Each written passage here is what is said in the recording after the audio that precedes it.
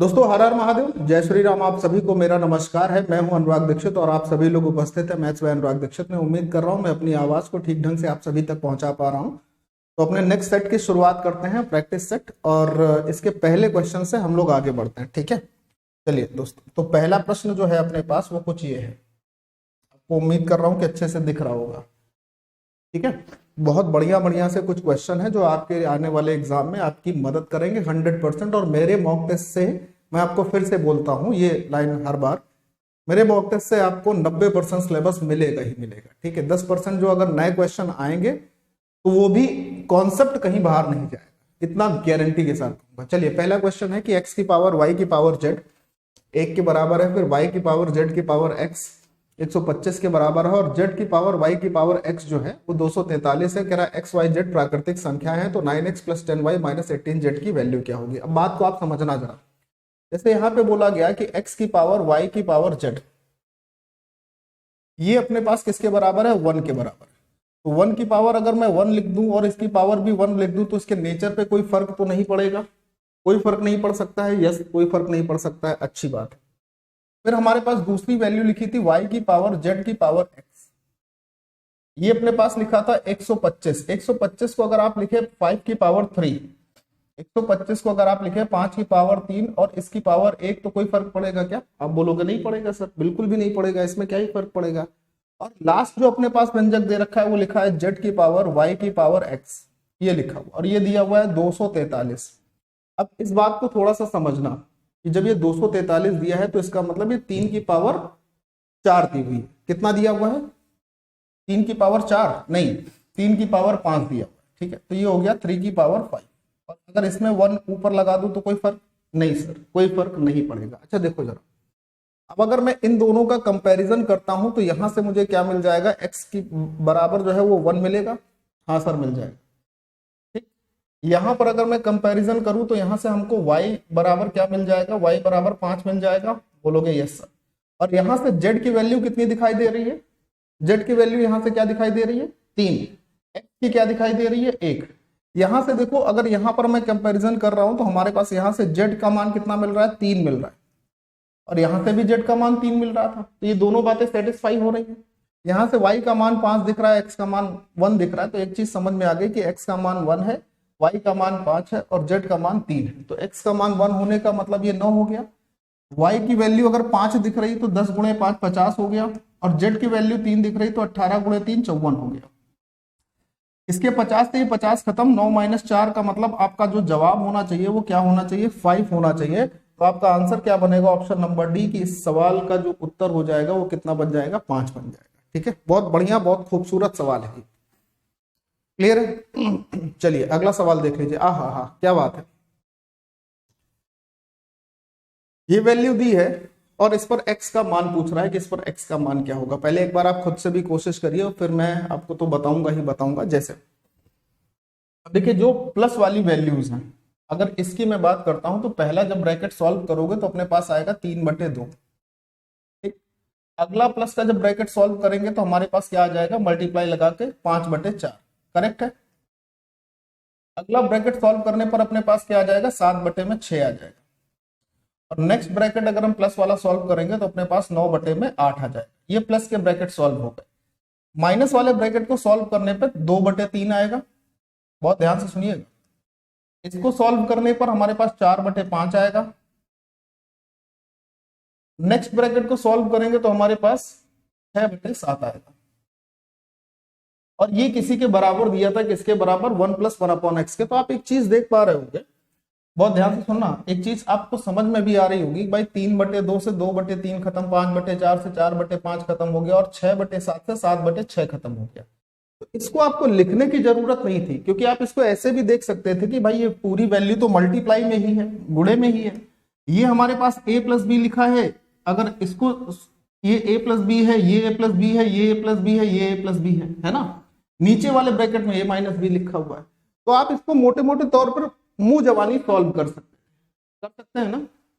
तो अच्छा, अब बचा क्या है? 9/8। 9/8 को आप क्या लिखोगे? 1 सही 1/8। करेक्ट है। और ये किसके बराबर था? 1 + 1/x के बराबर में था। तो ये 1 से 1 कैंसिल हो जाएगा और जब इन दोनों का कंपैरिजन करेंगे तो x की वैल्यू हमारे पास क्या मिलेगी, x की वैल्यू हमारे पास 8 मिल जाएगी। और दोस्त यही आपसे पूछा गया था कि x का मान क्या होगा। तो आपको देखने में ये लग सकता है कि क्वेश्चन कठिन है, खतरनाक है, ऐसा है वैसा है, लेकिन ये क्वेश्चन है बड़ा सरल, बस थोड़ा सा ध्यान देने योग्य बातें रहेंगी इसमें, थोड़ा सा आपको फोकस रखना होगा, ठीक है। सवाल नंबर 3 कह रहा है कि दो संख्याओं का योग 59 है और उनका गुणनफल इतना है तो उनके वर्गों का योग क्या होगा। बहुत बढ़िया क्वेश्चन। दो संख्याएं हैं, उनका गुणनफल है, उनका योगफल है, उनके वर्गों का योगफल ज्ञात करना है। तो मान लीजिए कि अगर हमारे पास दो संख्याएं हो गई a और b और इनके वर्गों का योगफल निकालना है, यानी a square plus b square निकालना है, तो ये किसके बराबर होगा, ये होगा a प्लस बी का होल स्क्वायर और -2ab के बराबर। करेक्ट है भाई, a प्लस बी का होल स्क्वायर जब हम करेंगे तो हमारे पास यही आएगा। आप बोलोगे हाँ सर यही आएगा, करेक्ट है। a प्लस बी यानी दोनों संख्याओं का योग हमारे पास 59 दिया था। 59 का अगर हम स्क्वायर करें, 9 ज्यादा है 50 से, 9 ही और ज्यादा कर दीजिए, 68 हो जाएगा, 68 का आधा 34 हो जाएगा। और चूंकि 9 ज्यादा था तो 3481 इसका स्क्वायर हो जाएगा। कब, जब यहां पर आप लिखोगे 59 का होल स्क्वायर और माइनस में क्या था 2 इंटू ए बी, दोनों संख्याओं का गुणनफल था 1150। कितना था 1150। 59 का अगर होल स्क्वायर करेंगे तो आपके पास क्या आया 6481 माइनस 1150 का 2 गुना क्या हो जाएगा 2300 हो जाएगा। ठीक, अब अगर हम माइनस करेंगे तो अपने पास इसका माइनस करने पर हमारे पास जो डिजिट आएगी, जो भी आंसर आएगा उसकी यूनिट डिजिट क्या होगी 1 होगी ना, इसके अलावा तो कुछ नहीं हो सकती। और ये इन दोनों संख्याओं के वर्गों का योग होगा। तो यूनिट डिजिट 1 हमें सिर्फ एक ही ऑप्शन में तो मिल रही है। कौन से ऑप्शन में? ऑप्शन बी में। बात खत्म हो गई, कहानी खत्म हो जाएगी इस सवाल की। बड़ा फिलहाल अगले सवाल पर आते हैं। एक वृत्त की दो जीवाएं ए बी और सी डी एक दूसरे को वृत्त के बाहर बिंदु पी पर प्रतिच्छेदित करते हैं। बहुत बढ़िया सवाल, ऐसे सवाल आते ही आते हैं। एक जीवा हो गई, एक जीवा ये हो गई, एक दूसरे को आकर किस पॉइंट पर मिले, पी पॉइंट पर। और जीवाओं के नाम क्या है, इसका नाम है ए बी और इस जीवा का नाम है सी डी। ए बी की लंबाई आपके पास 7 दी है, ए से बी तक की दूरी 7 दी है, बीपी की वैल्यू जो है 4.2 दे रखी है, पीडी का मान आपके पास 2.8 दे रखा है और सीडी की लंबाई, ये हिस्सा आपसे पूछा जा रहा है कि सीडी की लंबाई क्या होगी। तो जब वृत्त के बाहर स्थित किसी बिंदु से वृत्त पर दो छेदक रेखाएं खींची जाती हैं तो थ्योरम ये कहती है उस पूरी छेदक रेखा को लेते हैं यानी एपी और उसका जो बाहरी हिस्सा है उसको लेंगे यानी कि पीबी। बहुत ध्यान से सुनना, बराबर पूरी छेदक रेखा पीसी और बाहरी हिस्सा पीडी। अब आप इसको ऐसे देखो जैसे मैं आपको बता रहा हूं, उसको समझना बहुत ध्यान से। आपने लिखा यहां पर पीबी बटे में ये पीडी इसके नीचे ले आए, पीबी बटे पीडी और बराबर में यहां लिख दिया पीसी बटे में एपी। यानी कि ये जो बाहरी हिस्से हैं, इन बाहरी हिस्सों का जो रेशियो होता है, देखो ध्यान से, बाहरी हिस्सों का जो रेशियो होता है वही रेशियो पीसी और एपी का होगा, पीसी और एपी का, पीसी और एपी का होगा ये पूरा रेशियो। अब ये जो बाहरी हिस्से हैं अगर इनका आप रेशियो देख लो, अगर आप इस चीज को ऐसे देखते हो तो आपके लिए सवाल थोड़ा सा इजी होगा, है ना। कैसे, मैं आपको समझाता हूं। इन दोनों का अगर रेशियो देखते हैं हम, पीबी का रेशियो 14 से काट दो, 14 3 42, 14 दूनी 28, इनका रेशियो अपने पास आ जाएगा 3 और 2 का, करेक्ट। अब ये पूरी भुजा 3 के रेशियो में होगी, ये पूरी भुजा 2 के रेशियो में होगी, इतना कंफर्म होगा। ये पूरी भुजा थी कितनी, 7 + 4.2 यानी 11.2 थी। 11.2 का मान 3 के बराबर है, 2 का मान किसके बराबर होगा, ये कर सकते हो। या अगर ये नहीं करना चाहते हो मेरे प्यारे दोस्त, इसी पे मान रख लोगे तो आंसर आ जाएगा। एपी का मान बताओ, 7 4 11.2 हो जाएगा, 11.2। पीबी का मान बताओ 4.2 बराबर। पीसी का मान बताओ, पीसी भुजा हमारे पास x है, पीडी का मान क्या होगा 2.8, ये दिया हुआ है। अब आप अगर देखो रेशियो निकालते हो तो इसका और इसका रेशियो तो वैसे भी निकालना ही पड़ेगा ना, वही चीज मैं यहां पे समझा रहा था। 14 3 42, 14 दूनी 28, 2 से इसको काट लो 5.6, 5.6 में 3 का गुणा कर लीजिए, आपका उत्तर आपके सामने आ जाएगा इकाई में 8 के साथ। इसके साथ 3 × 18, 3 × 5 15 और 1 16 हो जाएगा। 16.8 होना चाहिए फिर तो ये 14 दूनी 28, 14 3 42, 2 से काटोगे 2 पंचे 10, 2 छंग 12, तो 16.8 हो जाएगा। कितना हो जाएगा 16। अच्छा पूछा हमसे था, यहां से आ जाएगा x, यानी कि पीसी भुजा ना, पीसी भुजा जो है ये पूरी आ जाएगी। कितनी आएगी 16.8 पूरी भुजा। और इसमें 2.8 हमारे पास पहले से दी थी, तो 16.8 में से 2.8 घटाओगे तो बचेगा क्या 14 बचे। ये अपना आंसर हो जाएगा। ठीक है, 35 लगातार सम संख्याओं का औसत 44 है, सबसे छोटी संख्या क्या होगी। अब सारी की सारी संख्याएं सम है और 35 है, तो हमने एक बीच में यहां संख्या लिख ली। इससे पहले 17 संख्याएं होंगी और इसके बाद में 17 संख्याएं होंगी, तो 17 17 34 और 1 35। और चूंकि सारी की सारी संख्याएं सम है तो इनके बीच का अंतर बराबर होगा, और अंतर बराबर होगा तो औसत जो होता है ना, यही बीच की संख्या होती है, यानी बीच वाली जो संख्या होगी 18वीं संख्या जिसे क्या, वो हमारे पास 44 दी है औसत के हिसाब। सबसे छोटी संख्या यानी कि इस 44 से 17 पहले जाना है। और हर एक संख्या के बीच में अंतर कितने का चल रहा है, क्योंकि सम संख्या है 2 का, तो 17 संख्याओं में अगर हम 2 का अंतर लेते हुए चलेंगे तो 34 का अंतर आएगा। और 44 में से अगर 34 घटा देंगे तो सबसे छोटी संख्या क्या आ जाएगी 10।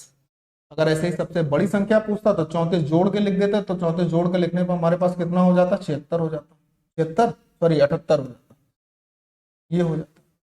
सबसे छोटी संख्या पूछी थी तो 10, सबसे बड़ी पूछता तो 78। ये बात क्लियर है, ये सबसे शॉर्ट तरीका होता है ऐसे क्वेश्चंस को करने का। ठीक है ना, तो आंसर क्या बना सबसे छोटी संख्या के लिए 10। चलिए आगे आइए, कहता है sec a plus tan a का मान दिया हुआ है, तो cos a का मान क्या होगा। अच्छा एक चीज को समझना जरा, अगर sec a plus tan a का मान दिया है तो यहां से अगर मैं sec a minus tan a का मान निकालूंगा तो क्या होगा, ये बात आपको याद है ना, ये 1/a होगा, याद है ना ये। और चूंकि इसमें हमसे cos पूछ रहा है, cos किसका अपोजिट होता है, sec का अपोजिट होता है ना, sec का अपोजिट। तो अगर मैं इन दोनों को जोड़ देता हूं, sec a plus tan a को और sec a minus tan a को, ये कैंसिल हो जाएगा, तो यहाँ पे आ जाएगा 2 sec a। यहाँ पे मैंने लिखा जो sec a है उसको sec a लिख लिया, इसके साथ जो 2 था उसको यहाँ लिख दिया। अब अगर हम इधर a प्लस 1/a को जोड़ेंगे तो हमारे पास ऐसे ही तो लिखना होगा। इसको जब हम लिखेंगे तो भाई हमारे पास क्या होगा कि a स्क्वायर प्लस 1 हो जाएगा और अपॉन में 2a आ जाएगा, ये मान हो जाएगा sec a का।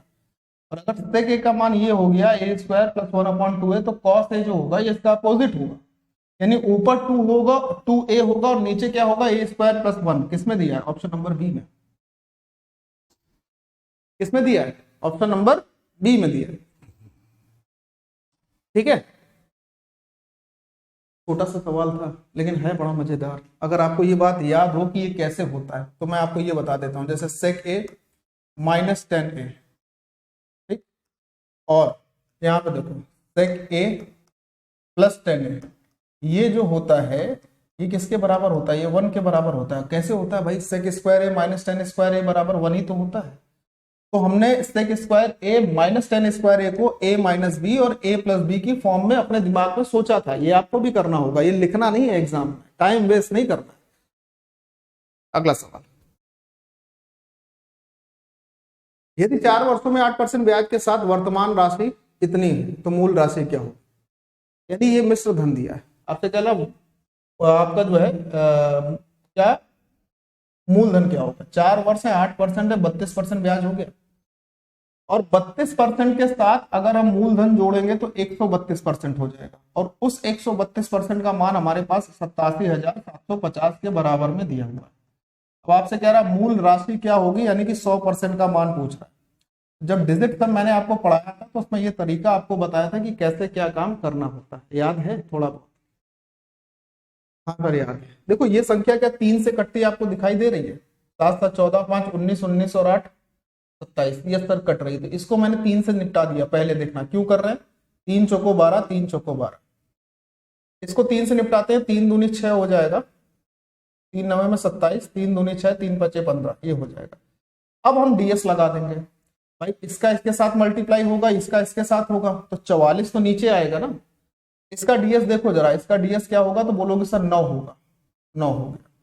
इसका डीएस क्या होगा 1 होगा, नीचे हमारे पास संख्या का डीएस क्या आएगा, 4 4 8 आ जाएगा। और अगर नीचे डीएस 8 आता है तो हम नीचे और ऊपर दोनों जगह 8 का मल्टीप्लाई कर लेते हैं। 8 9 72, 72 का डीएस क्या होगा, 9 होगा। वो ऑप्शन आंसर होना चाहिए जिसका डीएस 9 हो, या 9 को आप 0 भी लिख सकते हो। चेक करो मूल राशि, डीएस देखो कहां से आपको मिल रहा है, 5 4 9 हो गया, 6 3 9 हो गया, 8 7 15, 15 और 4 19, 19 का डीएस हो गया 1। और चेक करो 7 2 9 हो गया, ठीक। उसके बाद 6 4 10, 10 7 17, 17 और 6 23, 23 का डीएस हो गया 5। जहां बात बने वही देखना, 5 9 से 9 खत्म। फिर उसके बाद देखते हैं तो 8 6 14, 8 6 14, 14 14 28, 28 और 5 33, 33 का डीएस हो गया 6। अब 3 ऑप्शन गलत हो चुके हैं 9 डीएस के लिए, तो बचा हुआ जो 1 होगा वही तो सही होगा। इसके अलावा और किसी का डीएस तो 9 नहीं हो सकता है ना। देखो 9 से 9 खत्म कर लेते हैं, और 6 3 9 ये खत्म कर लेते हैं, ठीक है। 5 4 9 ये खत्म हो जाएगा, तो यहाँ पे भी 6 ही बच रहा है। अच्छा,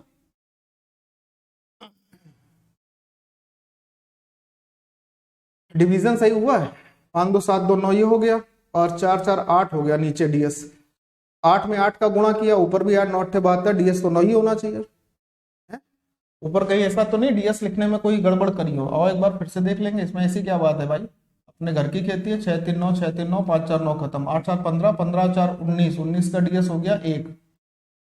6 6 12, 12 4 16, 16 और 7 23, 23 और 7 30, 30 और 2 32, 32 का डीएस 5। 11 11 8 19, 19 और 9 28, 28 6 34, 34 और 8 42, 42 और 9 51, इसका डीएस 6। 9 6 15, 15 3 18, 18 4 22, 5 27, 27 और 6 33, इसका भी डीएस 6 आएगा। तो फिर कहीं ना कहीं कुछ ना कुछ झोल होगा है।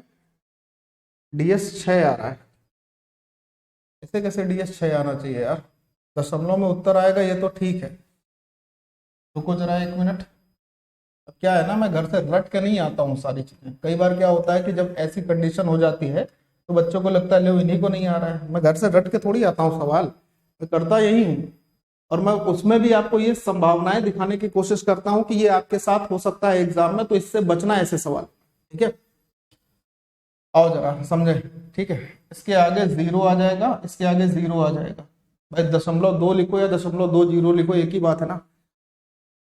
चलो जी, इसका मतलब ये हुआ कि 87,750 गुणे 100 और बटे में आया 132।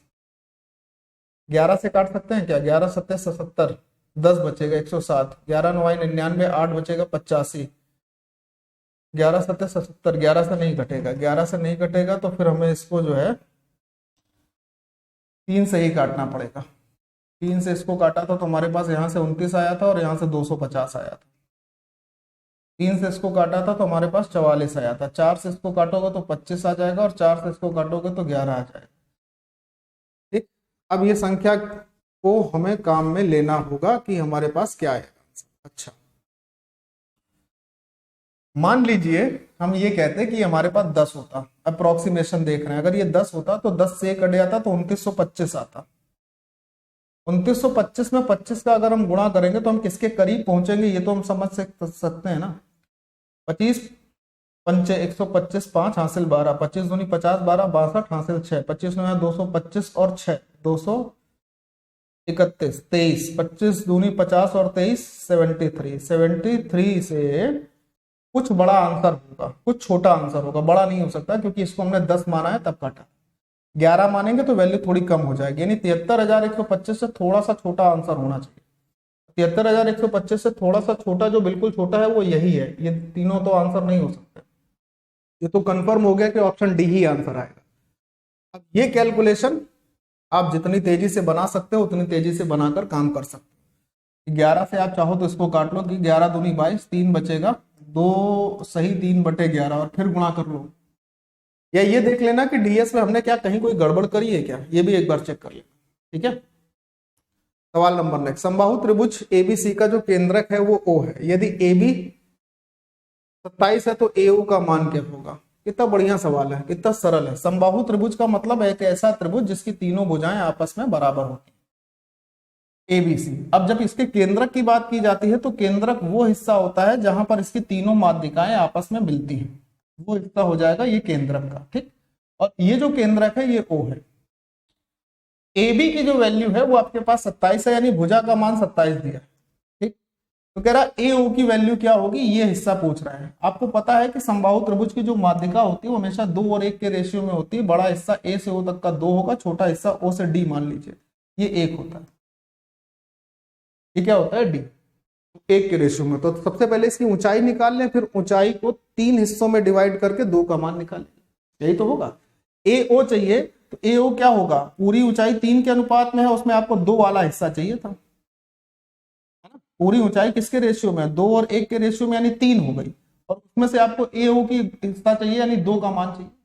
लेकिन पहले उससे समबाहु त्रिभुज की ऊंचाई तो निकालो। समबाहु त्रिभुज की ऊंचाई क्या होगी, √3/2 इंटू साइड, यानी कि 27, ये होती है इसकी ऊंचाई। यहां तक काम आपको देखना था, कोई दिक्कत नहीं। 2 से 2 खत्म, 3 से ये कट जाएगा 9 बार, तो 9√3 आपका उत्तर हो जाएगा, एक लाइन। ये डायग्राम आपके दिमाग में आना चाहिए भाई। आपको अपनी इतनी प्रैक्टिस बनानी चाहिए कि जब सवाल आए तो सवाल में जो क्वेश्चन और डायग्राम आते हैं ये आपके दिमाग में बनने चाहिए। ये प्रैक्टिस होनी चाहिए। आप किसी भी एग्जाम को देते हैं वनडे में, चाहे रेलवे की बात हो या एसएससी की बात हो, किसी की भी बात। अब आओ इस सवाल पर, देखो x+1/x का मान दिया है और इसका मान आपसे पूछ रहा है। तो पहले एक बात को समझ लेना जो मैं आपको बता रहा हूं, कि अगर आपको x+1/x का मान दे रखा है कुछ n के बराबर, और आपसे पूछ रहा है x⁵ प्लस 1/x की वैल्यू क्या होगी, तो इसका जो फॉर्मूला बनता है वो ये बनता है, जो होता है तो x³ + 1/x³ मल्टीप्लाई में x² + 1/x² और x², और माइनस में क्या होता है x + 1/x। इसका फॉर्मूला होता है जब आपको इसकी वैल्यू निकालनी होती है, पहली बात। दूसरी बात मैं आपको बताना ही चाहूंगा, इसका थोड़ा सा और सरल तरीका, वो भी मैं बताऊंगा, पहले ये कर लेते हैं।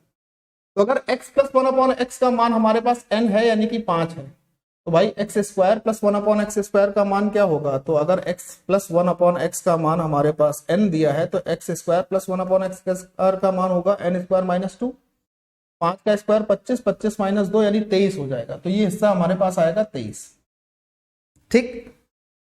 सेम कंडीशन में अगर x + 1/x का मान दिया है और आपको x³ + 1/x³ का मान चाहिए, तो ये किसके बराबर होता है, ये होता है n³ - 3n के बराबर।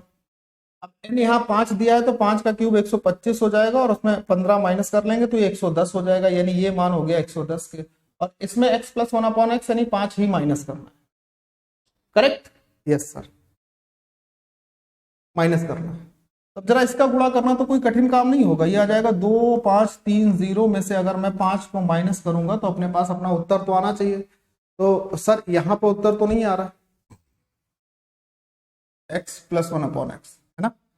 ये हो जाता वैसे 2525, क्या होता 2525 होता, ये कंफर्म है 2525 होता, ठीक। जितने भी ऑप्शन दिए हैं कि x⁵ + 1/x⁵ ये सब गलत दिए। हाँ, ये तब होता जब यहाँ पर आपसे ये ऑप्शन तब हम मान लेते, तो ये कि अगर ये पूछता आपसे कि x³ + 1/x³ का मान क्या होता, इसके लिए ये ऑप्शन हमारे पास ठीक है। इसमें से एक आंसर आप ढूंढ सकते हो और वो कितना होता है, 110 होता है। लेकिन अगर पावर x + x⁵ + 1/x⁵ है, तो आपका 100% आंसर क्या आएगा, ये आएगा, ठीक है। तो एक पंथ दो काज हो, अगर x³ + 1/x³ पूछता तो 110 आता, चूंकि अभी आपने निकाला, और अगर x⁵ + 1/x⁵ पूछा तो ये निकाल लो। अच्छा, इसमें एक और इंपॉर्टेंट बात मैं आपको बता देता हूं, बड़ी जरूरी बात है, सीख लो, हमेशा काम आ जाएगी, तो ये सब आपको करना नहीं पड़ेगा। सुनिए क्या बात है, वो बात ये है कि अगर आपके पास x + 1/x का मान लीजिए सपोज करिए k दिया है, और आपसे कोई भी ऐसी पावर जिसमें x की पावर कोई ऑड नंबर हो, जैसे आपसे कहा कि x की पावर कोई ऑड नंबर दिया हो प्लस 1/x की पावर कोई भी ऑड नंबर दिया हो, ये पूछा जाए। ऑड नंबर में 1 भी हो सकता है, 3 भी हो सकता है, 5 भी हो सकता है, 7 भी हो सकता है, 9 भी हो सकता है, कुछ भी हो सकता है। अगर उसका मान पूछा जाए तो याद रखना वो हमेशा इसी का मल्टीपल होगा, यानी k का ही मल्टीपल होगा। तो सबसे पहले ऑप्शन को चेक कर लेना कि अगर हमारे पास कोई k का मल्टीपल है, पावर अगर ऑड है, x + 1/x दिया है, तो वही आपका आंसर हो जाएगा। सॉल्व करने की फिर आपको जरूरत नहीं रहेगी। ठीक है, नोट कर लीजिए। a plus B plus C दिया है, a cube plus B plus cube plus C cube minus 3abc भी दिया है, तो इसका मान पूछ रहा है। ये तो बिल्कुल सीधा का सीधा फॉर्मूला ही हो गया, इसमें तो कोई जरूरत ही नहीं है कुछ और करने की, ठीक है, नहीं है ना। तो भाई a cube plus B cube plus C cube minus 3abc का मान 175 दिया है। और अगर इसके फॉर्मूले पर हम बात करें तो इसका फॉर्मूला हमारे पास होता है, एक ब्रैकेट में a प्लस बी प्लस सी आ जाता है, यानी 7 हो जाएगा। दूसरे ब्रैकेट में क्या लिखोगे, दूसरे ब्रैकेट में लिखोगे a प्लस बी प्लस सी का होल स्क्वायर, यानी 7 का होल स्क्वायर 49। माइनस में क्या लिखोगे, 3 ब्रैकेट में A B plus B C plus C A, यानी कि ये रहेगा, ठीक, ये रहेगा आपके पास, ये ब्रैकेट बंद हो। अब ये हिस्सा सॉल्व करना कौन सा कठिन काम है। जैसे अगर हम 7 से डिवाइड करते हैं तो 7 दूनी 14, 7 पंजे 35, 7 दूनी 14, 7 पंजे 35। यहां तक बात समझ में आ रही है कि कोई प्रॉब्लम है इसमें? पहले तो ये बता दो। अगर मैं फॉर्मूले की बात करता हूं तो मेरे प्यारे दोस्त, इस हिस्से का जो फॉर्मूला होता है वो होता है एक ब्रैकेट में a प्लस बी प्लस सी। इसके 3 फॉर्मूले होते हैं, अलग अलग स्थानों पर अलग अलग तरीके से यूज किए जाते हैं। तो यहां पर क्या आएगा, एक ब्रैकेट में a प्लस बी प्लस सी, दूसरे ब्रैकेट में a प्लस बी प्लस सी का होल स्क्वायर, माइनस में अपने पास क्या आता है, 3 ब्रैकेट में A B plus B C plus C A, ये होता है। ये मान तो अपने पास 175 दिया था ना, a प्लस बी प्लस सी का मान 7, फिर a प्लस बी प्लस सी का होल स्क्वायर, तो ये 49 हो गया, करेक्ट। फिर माइनस का 3ab तो मेरे प्यारे दोस्त, अगर आप 49 में से 25 घटाओगे तो 24 बचेगा, और 24 को 3 से डिवाइड कर लोगे तो आपके पास कितना आ जाएगा, 8 आ जाएगा। यानी अगर मैं A B plus B C plus C A का मान इन ऑप्शन में उठा के रखता हूं तो अगर 8 रखूंगा तभी तो मैं 25 के बराबर पहुंचूंगा। तो आंसर क्या बन गया, 8 बन गया। ठीक है। डीजल के दाम में 26% की बढ़ोतरी की गई, एक व्यक्ति अपनी व्यय में केवल 15% की वृद्धि चाहता है। अच्छा, तो कह रहा है कि 1 स्थान तक कितने परसेंट उसे अपने उपभोग में कमी करनी पड़ेगी। क्या बात है, सुनना, 26% की बढ़ोतरी हुई है डीजल के दाम में, यानी कि 13/50, 26% मतलब हो गया 13/50। तो प्राइस क्या हो गया, जो पहले 50 था वो 13 और बढ़ गया 63 हो गया। अब कंजम्पशन की बात देखो क्या होगा कि कितनी कमी करनी पड़ेगी कि टोटल खर्चा सिर्फ 15% ही बढ़े। तो कंजम्पशन का हिसाब किताब हमारे पास नहीं है, यही हमें निकालना है, लेकिन हमें टोटल खर्चे में पता है कि 15% बढ़ाना है, और 15% का मतलब होता है 3/20, है ना, यानी 20 से कितना पहुंचना है, 23 पहुंचना है, बस ये टोटल खर्चा है। तो मेरे प्यारे मित्र, आप मुझे ये बता दो कि 50 में हम क्या गुणा करें तो हमारे पास 20 आ जाए। तो आप बोलोगे सर 50 में क्या गुणा करें कि 20 आ जाए, तो 20/50 का गुणा कर लें। किसका गुणा कर लें, 20/50 का गुणा कर ले तो हमारे पास 20 आ जाएगा। मैंने कहा भाई बात तो तेरी सही है। अच्छा ये बताओ 63 में क्या गुणा करें कि 23 आ जाए, तो आप बोलोगे सर 23/63 में अगर हम ये गुणा करते हैं तो हमारे पास 23 भी आ जाएगा। यानी कंजम्पशन 20/50 से 23/63 हो रहा है।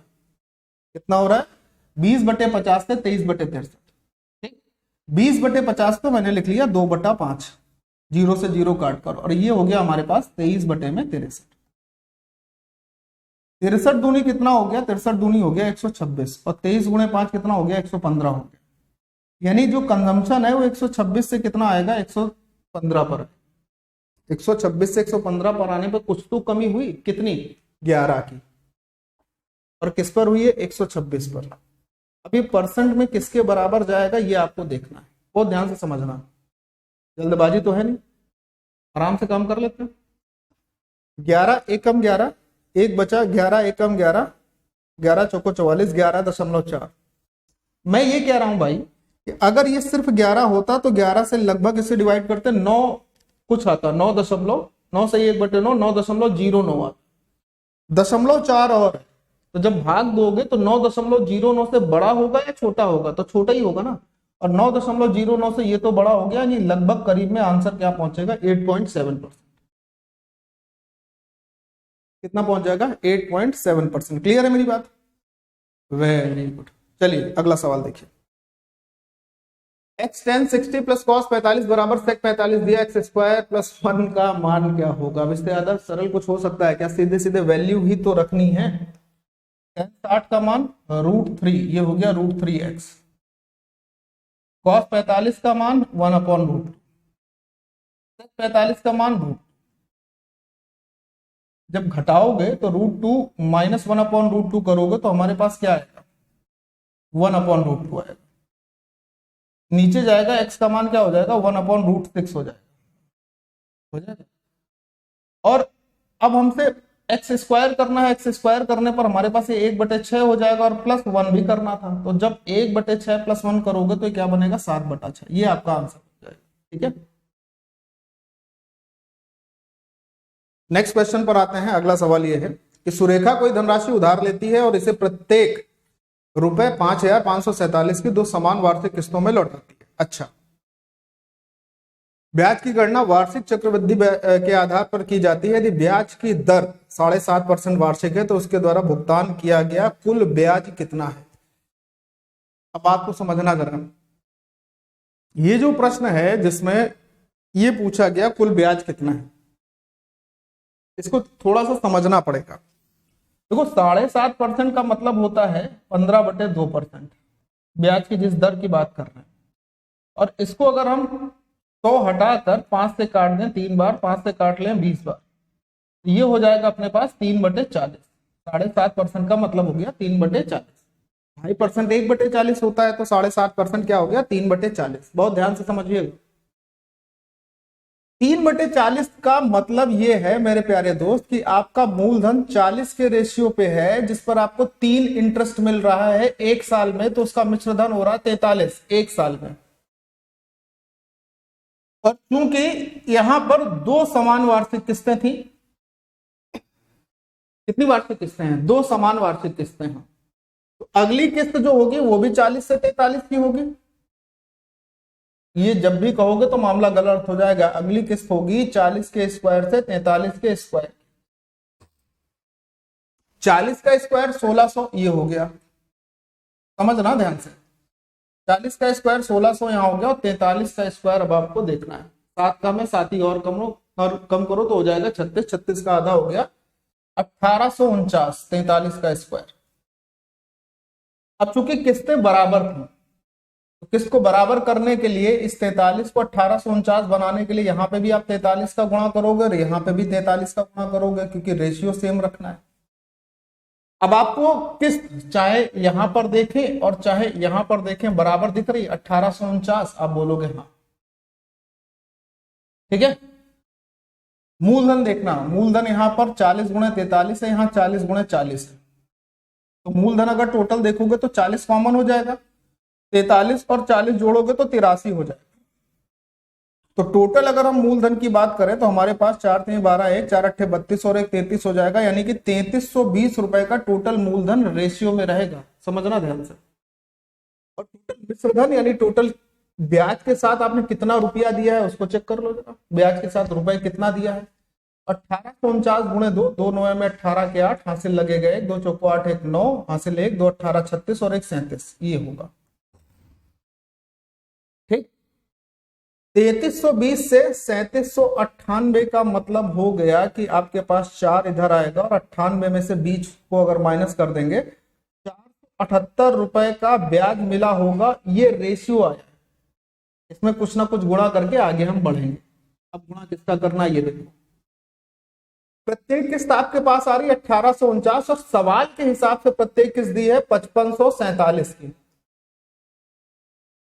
5547 1849 का कितने गुना है, 3 गुना है। तो जो ब्याज आएगा वो 478 का 3 गुना है। अब 478 का 3 गुना करेंगे तो इकाई में 4 मिलेगा, 3 अट्ठे 24। तो ये 2 ऑप्शन गए अपने पास से, हाँ या ना गए, यस सर। और बात को समझो, अगर ये 2 ऑप्शन गए। दूसरी बात, जब 3 का गुणा कर रहे हैं तो 3 अट्ठे 24 4 2, 3 सत्ते 21 और 2 23 हासिल 2, 3 चौको 12 और 2 14 होना चाहिए ना। 3 अट्ठे 24 4 2, 3 सत्ते 21 2 23 हासिल 2, 3 चौको 12 और 2 14 होना चाहिए। घटाया सही है 78 और 4 यहाँ पर 478, 7.5% यानी 3/40, 40 से 43। दो समान वार्षिक किस्तों में चक्रवृद्धि ब्याज है। 40 का स्क्वायर ही होगा, 43 का स्क्वायर सही लिखा है। 50 से 7 कम है, 7 ही और कम कर दोगे, 36, 36 का आधा 18, और चूंकि 7 कम था तो 49, ये सही लिखा है। ठीक है,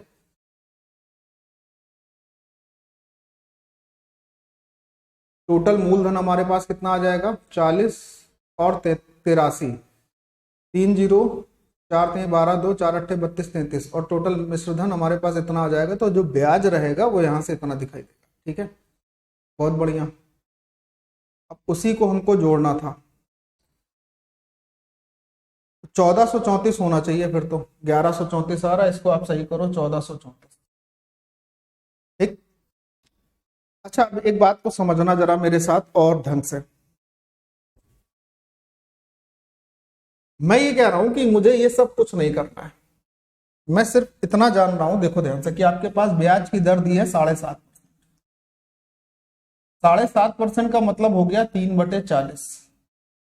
मुझे ये पता है कि अगर 40 हमारा मूलधन है, 40 के रेशियो में हमारा मूलधन है, तो उसमें 3 के रेशियो में हम ब्याज देंगे, तो इसका मिश्रधन 43 के रेशियो में बनेगा। हाँ या ना?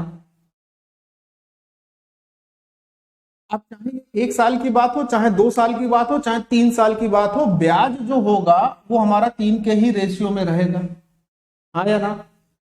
हाँ, तो जो ब्याज पूछा गया आपसे वो 3 से कटने वाली संख्या होगी।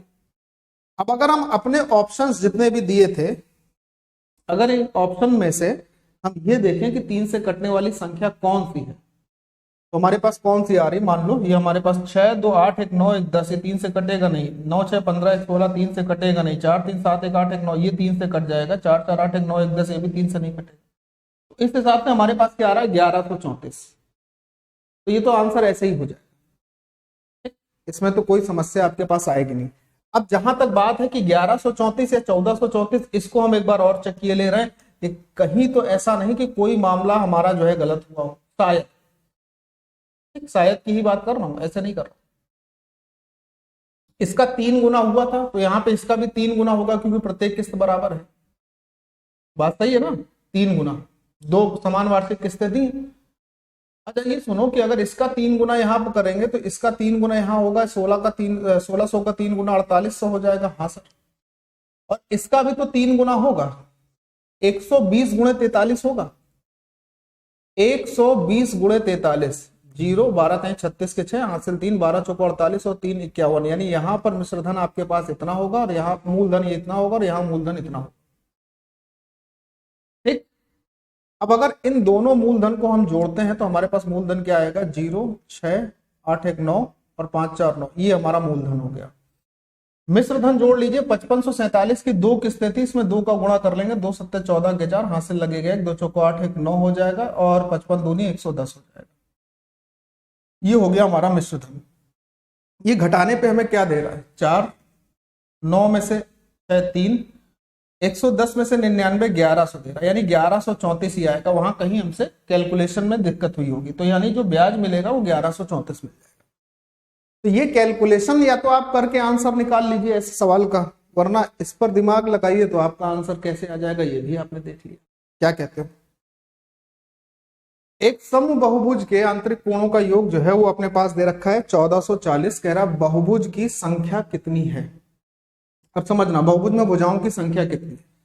अगर कोई समबहुभुज है यानी रेगुलर पॉलीगन है, इसका मतलब समबहुभुज का मतलब होता है ऐसा बहुभुज जिसकी सभी भुजाएं बराबर हैं, तो उसके अंतःकोणों का जो योग होता है वो होता है n-2 गुणे 180, और ये हमारे पास किसके बराबर दिया है, 1440 के बराबर दिया है। अब 180 से इसको डिवाइड करोगे तो 8 बार में हो जाएगा, और 2 इधर जोड़ोगे तो n का मान क्या हो जाएगा, 10 हो जाएगा। इससे ज्यादा सरल तो कुछ नहीं हो सकता। ये आपका आंसर बन गया। क्लियर है मेरी बात?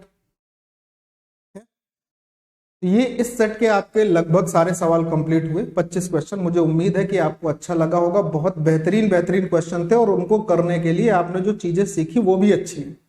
विश्वास है ना इस बात पर? सभी लोग कमेंट से बताना कैसा लगा ये सेट और इसके क्वेश्चन, ठीक है?